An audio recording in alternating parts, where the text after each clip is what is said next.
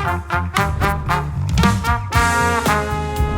up, everybody. Welcome to Word of the Day with Comedians. I am your host, Dennis Maller, and joining me to help expand our vocabulary today is comedian, improviser, and currently residing in Texas, which is, who knows what the weather is right now in Texas, is Sylvia Mc Bateman. What's going on, Sylvia? Hey, Dead Air Dennis. Oh, it's good here. It's just hot today, snowing tomorrow. Gotta love it. It's very bipolar weather in Texas, whereas, it's doom and gloom here in Boston all the time, even when the sun is out. There you go. Well, you guys have cool street cred. I just feel like people from Boston are automatically cooler. Like, I'd want them on my team if I needed to get into like a fight down an alleyway. Like, I would choose you. All right, that brings us now to our word of the day. Of course, our word today is, probably not going to say this right because I went to 6 years of community college and didn't graduate. So let's try Amphibology. Let's see our actual pronouncer and see what that says and see how accurately close I was. Or actually more, see how accurately off I was. Amphibology. Amphibology. Amphibology. All right, amphibology is our word. I get that pronunciation pretty close. I'm not disappointed. Yeah, right? Our robot friend is nice there. According to our definition, it is a sentence or phrase such as nothing is good enough for you that can be interpreted in more than one way. So basically, if I'm understanding this definition correctly, amphibology is not the study of amps or amphs, which I'm pretty sure are small woodland creatures somewhere in a Tolkien novel, amps.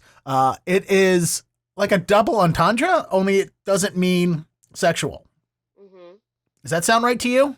Yeah, that sounds right to me. I even think of those signs. I have 4 kids, so I think of a lot of those signs where it says slow children playing, but you could also read it as slow children playing.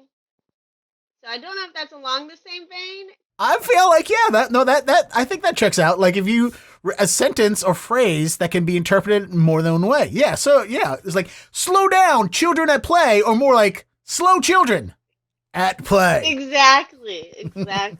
Yeah. So this is like you know what amphibologies are? Oh, let's talk about SNL because I don't talk about SNL enough on this podcast. Okay. Ooh, I do actually, but it is all the Sean Connery-isms from Jeopardy. Yes. Like when he misreads the words, and I'm trying to think of any of them other than therapist because I don't want to say the last part of that one. Or one of my other favorite celebrity Jeopardy Sean Connery mispronunciations is the pen is mightier, which turns into the penis is mightier because I'm pretty sure Sean Connery has the mightiest penis. Oh, this is great. I'm doing a whole audio thing where I'm having difficulties talking. Oh, hey. All right, and that now brings us to our fun Did You Know fact of the day, which is brought to us by Merriam-Webster. Not a sponsor, not yet. Please, Merriam-Webster, sponsor me, all right? Snapple is not free. And also, Snapple, please sponsor me by sending me free Snapple, preferably lemon. Don't send any of me that peach crap. Anyway. I think you might be the only person still drinking Snapple, so I feel like they should. You know what? Hey, Snapple, I'm okay with the plastic bottles. Everyone wants the glass back. I'm okay with the plastic bottles. They're better for the environment. And they make cool squeaky noises that makes my dog perk up and goes, what is that? Let me get that noise. What is that noise? Where is it? Let me go find it. Do they still have fun facts underneath? Was that Oh, they do. Yes. In fact, let's look at today's fun facts since we're on fun facts. The bumblebee bat weighs less than a penny. The bumblebee bat weighs less than a penny. So here on Word of the Day with Comedians, not only are we expanding our vocabulary, but we're learning useless things. Thanks, Snapple. Useless and fun facts are quite interchangeable nowadays. And speaking of Did You Knows, our Did You Know for the word amphibology is a venerable old word in English. Amphibology is from Greek, amphibolos, which is via late Latin and Latin. Apparently, there is a distinguishation between the Latin period of time and the late Latin period of time. I would be late Latin because I am never anywhere on time. Amphibolos from amphi, which means both, and ballein? I'm pretty sure that's not ballein. Is that where that term came from? When you're doing anything, ballein like the ancient Greeks. Wait, it means to throw. Amphi means both, and ballein, I gotta be saying that the wrong way. Ballein means to throw from the Greek, so they mean to throw both. Apparently, yes, Who knew basketball and hip hop culture had its roots in Greek words? This is great. So amphibologists from amphi, meaning both, and ballein, to throw, literally means encompassing or hitting at both ends. And you know what? When it comes to hitting at both ends, there's a lot of videos on the internet that I've seen that does that. Figuratively, it means ambiguous. So amphibology is an equivocator's friend, which I think equivocator's friend are the ones that put up hitting it at both ends videos on the internet. Yeah, the ones I tell my kids to stay away from. Yeah, parental control stop invocators from making you see hitting at both ends. There you go. An editor who has been sent on unsolicited manuscripts to critique, for example, might reply, "I shall lose no time in reading your book." Or a dinner guest who feels the onset of heartburn might say something like, "That was a meal I shall not soon forget." But amphibology's ambiguity can be unintended and undesirable as well, as in the mom talked to Judy. She said she might call her back the next day. Who said who might call whom back? Okay.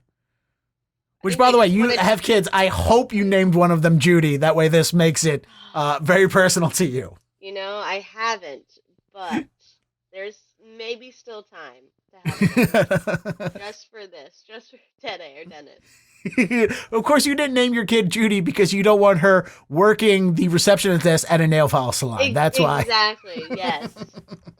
I'd rather her working the receptionist at, a paper company or something. All right, everybody, and that brings us to the moment where we're going to start constructing our sentence using our word of the day in context. And of course, amphibology is our word, and every sentence in context has to start with a subject, a person that this sentence is going to be about. So let's try and contemplate. I don't know if contemplate was one of the other words that we use, but it wasn't the word of the day today. It's amphibology. So let's see if we can start putting together a sentence that is about a person who may be a person that amphibology would be about. So what is the name? A generic name, doesn't have to be a proper noun, doesn't have to be a celebrity or a person that we know, but it has to be a person who maybe represents ambiguity, which I feel like is an appropriate synonym to amphibology. So who is somebody that is ambiguous? What about gray? Have you heard of the name gray? Gray? As in like the color? As in, like it's a name too. Exactly. Like Grey's Anatomy. Oh, yeah. Oh, it's Grey's Anatomy. Is that, I've never watched that TV show. Is that her first name or last name? I assumed last name. I think it's her last name, yeah. Okay. Because I know Dorian Gray, which is, the character from books, and which, by the way, I never read the books. The only reason I know of him is because of the movie League of Extraordinary Gentlemen, which also features Sean Connery. It all comes back. It all comes back to things with Sean Connery that may not be about Sean Connery. Forget Kevin Bacon. It's 6 degrees of separation from Sean Connery. Well, there can only be one. That's a Highlander reference. Okay, here we go. Let's try Gray. Let's use Gray. Oh, there's also the voice actress who I've also worked with, Gray Delal. That's her first name. There we go. See, it's working. There we go. All right, so Gray, the subject of this will be someone named Gray. Okay, which also works because gray area means ambiguity. Sylvia, you are a brilliant person putting all this together. There's so many callbacks. There is. Giving me more credit than what I deserve, just like every comic. All right, let's see if we can think of a thing that Gray would be doing, or at least a thing that Gray may be saying to somebody that would be misconstrued as ambiguous. Oh, what if she's a teacher? Yeah. Oh, what cooking amphibologies? All right, I don't want to put too many gender stereotypes on here. Well, I think we can make Gray gender neutral. Okay. And we could go woke and just be like, Gray is a they, them, their, it. Absolutely. Ambiguous, right? All right, everybody, we have officially selected our word of the day. We have defined it. And we have created a sentence using it in context. And to present all that for you is my guest, Sylvia. Hello. Yes, we are here to discuss everyone's favorite word they didn't even know existed, amphibology. And I'm going to read this definition. Thankfully, I didn't have to memorize it, but it is amphibology. A sentence or phrase such as, nothing is good enough for you that can be interpreted in more than one way. I love this because I feel like I see it a lot on street signs, and I have 4 kids, and so the one that comes to mind most rapidly is the one that says slow, children at play. Or you could read it slow children at play. And I like those signs that say, hey, slow, slow down, children at play. Watch out, drive like your kids live here.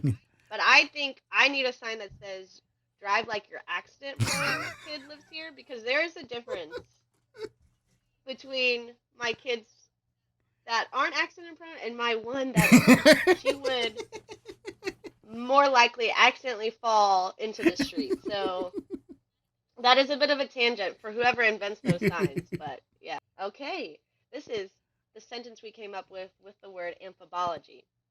During her cooking class, Gray was dropping so many amphibologies about cutting, bagging, and distribution that her colleagues weren't sure if she was air frying souffle for his kids' bake sale or cooking meth. Excellent. Perfect. All right, everybody. We have officially expanded our vocabulary by one more word today. I want to thank everybody for watching. And of course, I want to thank my guest, Sylvia Mc Bateman, for helping me expand your vocabularies and putting together this sentence. And please tell everyone where they can find you.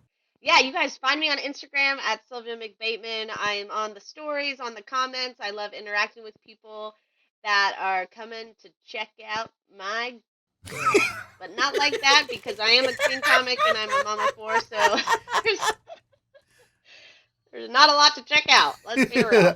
Excellent. And of course, links to everything will be in the description. And of course, if you use today's word, amphibology, in a sentence, whether it's in context or not, I want to hear all about it in the comments. Thank you so much for joining me today and watching. Thank you for Sylvia for joining us and being a part of this, and also watching because your eyes were open during the whole thing. And don't forget, everybody, to word up. Thank you so much for watching this episode of Word of the Day with Comedians all the way to the end. I greatly appreciate it. And if you want to continue to keep expanding your vocabulary the funniest way possible, I recommend clicking this box right here to watch our latest episode. And of course, stay up to date with everything by subscribing or listening to Word of the Day with Comedians on the go by downloading it on iTunes or Spotify.